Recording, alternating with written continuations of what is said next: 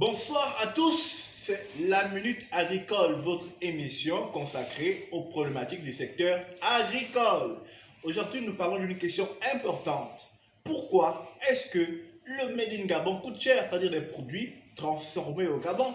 Pourquoi sont-ils plus coûteux que les produits importés? C'est la question que nous allons tenter de répondre ensemble dans ce troisième numéro de la Minute Agricole.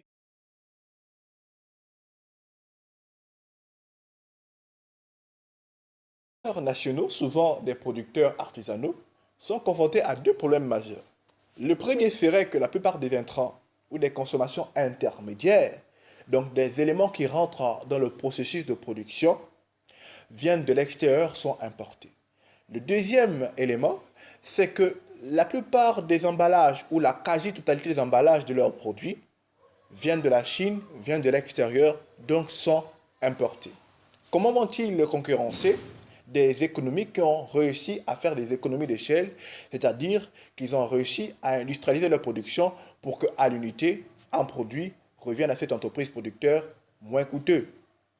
C'est donc difficile pour eux de concurrencer les produits importés venant de l'étranger. Le Made in Gabon coûte donc cher parce que nous importons la plupart des intrants et des consommations intermédiaires dans le processus de notre production. Également parce qu'il n'y a pas d'industrie d'emballage, surtout l'emballage. Lorsque vous voyez un transformateur artisanal faire des confitures et que sa confiture à l'unité de production revient à 500 francs, mais qu'il achète l'emballage à 800, il est obligé de faire le produit à 2000 pour avoir une marge bénéficiaire. Voici le véritable problème. Il faut donc développer des industries. Industrie d'emballage pour assouplir le coût de production de nos producteurs artisanaux. Il faut également produire.